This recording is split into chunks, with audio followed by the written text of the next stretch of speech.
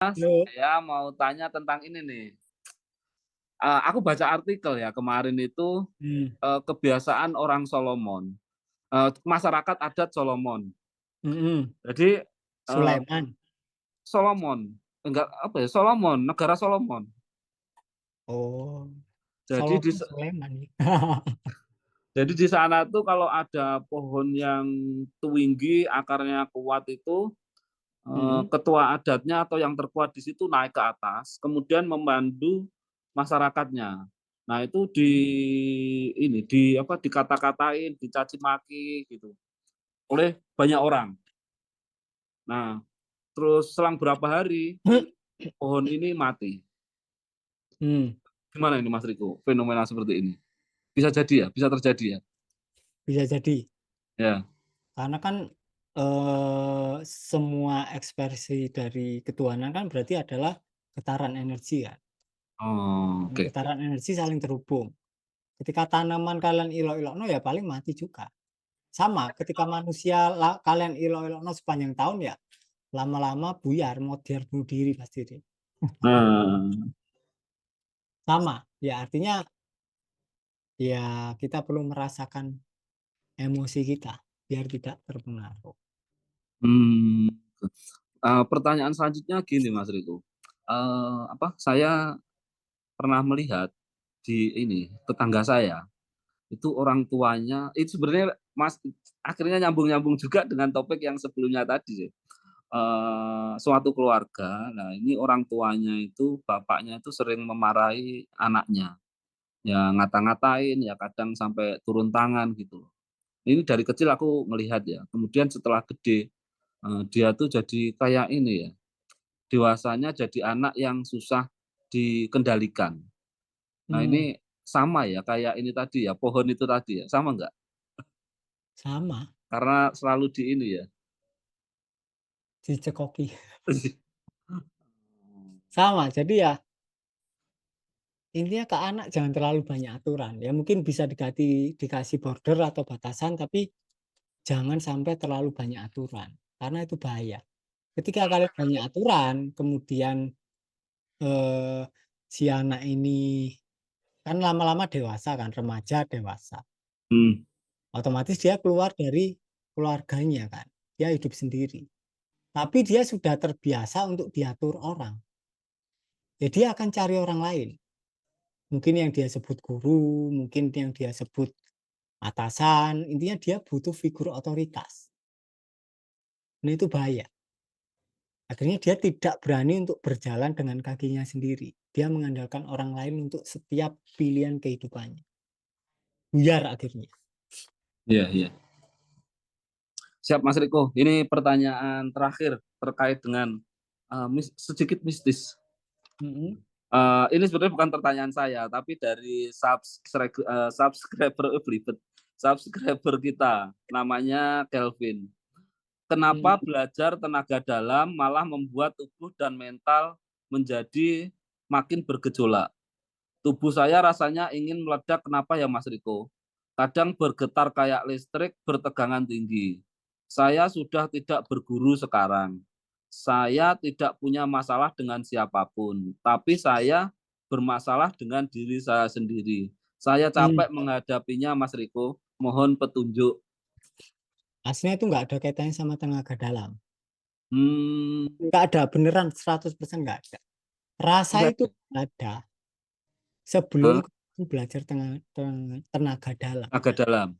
Cuma intensitasnya kecil, tapi nggak nyaman. Karena nggak nyaman kalian Iya. lari dan kebetulan pelariannya tenaga dalam. Dengan cara apapun kalian lari, pelarian kalian membuat pendaman kalian semakin besar, oke? Iya. Jadi bukan gara-gara tenaga dalamnya, tapi gara-gara kalian lari. Nah sekarang solusinya ya nggak usah tanya kenapanya, ya cukup Mmm, dirasakan sensasinya, udah selesai urusan. ya. Ya, gitu Gampang ya gitu. Mas Kelvin, jawaban dari Mas Riko. Eee, dari saya cukup sih Mas Riko. Oke, baik Mas Viko, aku lanjutin lagi ya. Mhm. Nah, pertanyaannya adalah, bagaimana pandangan Mas Viko tentang empat? Empat dalam kondisi di mana kita mengetahui beberapa energi yang baik, tidak baik, atau nyaman atau tidak nyaman. Sampai di mana, yang merasa empat itu bisa merasakan atau bisa meneliti perasaannya atau pikiran orang itu, orang lain gitu kan. Itu gimana tuh Mas Viko? Ada dua kemungkinan, beneran berasa atau asumsi dia sendiri. Kita bahas poin yang asumsi dia sendiri. Dia masih ada pendaman nih, banyak nih pendamannya, pendaman kesedihan. Otomatis dia memakai kacamata kesedihan. Semuanya akan terlihat penuh kesedihan. Sampean akan membaca dan melihat orang lain, orang itu sedih. Padahal itu asumsi sampean. Kayak sampean lagi pakai kacamata hijau, pakai kacamata merah, daun hijau pun kelihatan merah. Jadi itu bukan tentang daunnya, tapi tentang kacamata yang sedang sampean pakai. Tentang pendaman yang ada dalam diri sampean. Jadi biasanya yang dibaca orang kebanyakan kalau memang pendamannya belum banyak yang cair adalah tentang dirinya sendiri. Misal kita melihat kita masih ada banyak pendaman nih, kayak pakai kacamata. Terus kita melihat Mbak Novi atau siapapun lah, kayak penuh kemarahan. Itu kita yang penuh kemarahan, yang melihat. Kemudian poin kedua adalah ketika orang itu sudah sadar, sadar bahwa sedang sadar. Maka kans terbesar adalah dia akan melihat orang lain sebagai kesadaran juga. Jadi energi cuma sebagai fenomena. Dia mungkin akan kerasa tapi nggak mempermasalahkan itu. Kalau orang lain nggak tanya tentang itu ya dia nggak akan jawab. Apa fungsinya dia tiba-tiba bilang, "Mbak, kamu ada ini ya." Fungsinya apa? Kan nggak ada. Kecuali kalau orangnya kesulitan, dia tanya ada sensasi di mana. Mungkin kita bisa jawab. Karena itu fenomena yang ketika kita benar-benar sadar kita adalah segala sesuatu kita kerasa. Tapi hanya sebagai fenomena dan itu kurang penting dibandingkan nomena atau kenyataan bahwa orang yang sedang kita lihat di depan kita itu adalah juga kesadaran yang sama dengan kita. Nah itu. Jadi empat-empatan aslinya ya nggak begitu penting sih. Karena aslinya yang lebih tahu posisi kita ya diri kita sendiri, yang lebih tahu emosi kita ya aslinya diri kita sendiri. Jadi dikurangilah menggantungkan ke orang lain. Agak mulai dikurangi. Ya, Berarti ekspresi energi itu sendiri tuh masuk itu karena gambaran batin kita gitu ya, Mas, ya? Sampai kita bisa mampu menilai orang ini, energinya jelek atau baik atau bagaimana, gitu. Sampean ada filter. Akhirnya yang kebaca ya filter sampean sendiri. Kecuali kalau sampean kosong, nggak ada filternya. Yang sampean terima adalah sekitarnya. Tapi itu juga nggak penting karena energi cuma fenomena. Yang penting kan nomenanya, kesadaran. Pak Ima? ya, dan orang empat itu katanya dia mengklaim itu dia mencerminkan pendaman kita. Jadi kalau misalnya kita bertemu dengan orang empat, misalnya kalau kita banyak pendaman kemarahan, nah si orang empat tuh suka marah-marah gitu loh ke kita. Hmm, Dia mencerminkan apa yang ada di dalam batin kita gitu. Kayak gitu sih iya, katanya. ya dirasa. Mhm. Tapi kan itu semuanya ya, bukan cuma orang empat ya. Kalau kita ketemu sama orang yang bukan empat pun ya, itu mencerminkan Semuanya. pendaman kita. Aslinya semuanya kayak gitu. Cuma beberapa orang terlalu kepedean dan mengklaim dirinya seorang empat. Empat kan ya bikinan konsep bikinan orang-orang itu juga. Mmm.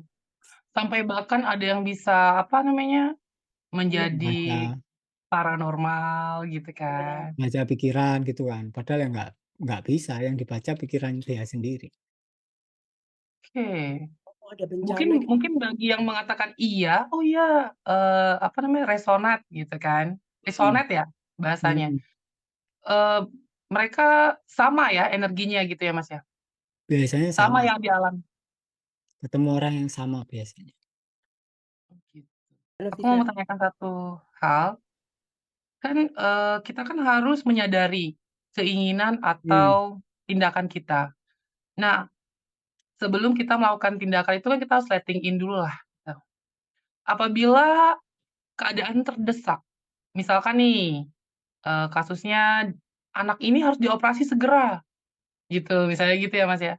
Itu kan butuh urgency untuk mengat me me Hmm. memberi tanda tangan atau apa segala macam, sementara hati kita tuh gemerusung gitu. Nah untuk apa ya, untuk letting in kan butuh waktu kali ya, Mas, ya? Butuh Enggak, waktu sampean ketika memang kondisinya mendesak, sampean nggak akan kepikiran letting in, sampean langsung iyakan. Nggak walaupun hati mungkin kita sampean lagi kepikiran, nggak mungkin, gemerusung. nggak mungkin. Sampean bisa tanya pertanyaan itu karena sampean nggak sedang mengalami. Jajal Om Rusman tabrakan, terus harus operasi. Buru-buru sampean mikirin letting in, nggak, pasti nggak. Ya udah langsung operasi gitu pasti. Jadi pertanyaannya aslinya tidak relevan dan tidak sesuai kasus. Hanya pertanyaan seandainya. Oh, Pasti spontan, sampean pasti jawab operasi.